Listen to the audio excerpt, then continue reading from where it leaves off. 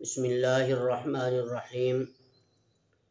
میرے عزیز نوجوان ساتھیوں، صحیح مسلم جو کہ حدیث پاک کی ایک مشہور و معروف کتاب سمجھی جاتی ہے اور صحائح ستہ میں یہ دوسرے نمبر میں کتاب سمجھی جاتی ہے، اس کتاب میں جناب رسول اللہ صلی اللہ علیہ وسلم کی ایک روایت نقل کی گئی ہے۔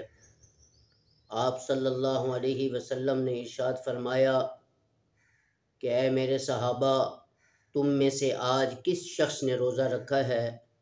تو حضرت ابو بکر صدیق رضی اللہ تعالیٰ عنہ کھڑے ہوئے فرمایا یا رسول اللہ میں نے روزہ رکھا ہے۔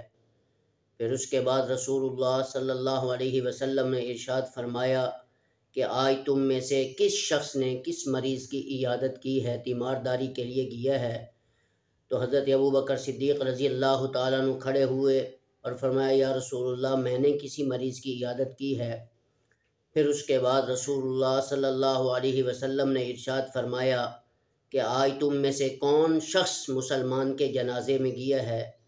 تو حضرت ابو بکر صدیق رضی اللہ تعالیٰ عنہ پھر کھڑے ہوئے فرمایا یا رسول اللہ میں جنازے میں گیا تھا۔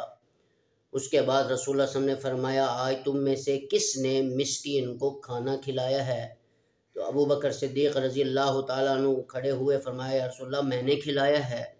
تو اس کے بعد آپ صلی اللہ علیہ وسلم نے فرمایا کہ جس میرے امتی کے اندر یہ 4 چیزیں پائی گئیں، جس نے ان 4 چیزوں کو اپنا لیا، آپ کو بات سمجھ میں آ رہی ہے؟ 4 چیزوں کو اپنا لیا تو وہ بغیر حساب کتاب کے جنت الفردوس میں داخل ہوگا اور میں اسے جنت کی ضمانت دیتا ہوں۔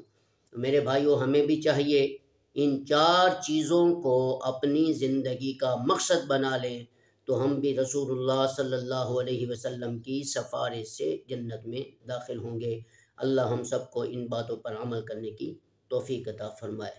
السلام علیکم ورحمۃ اللہ وبرکاتہ۔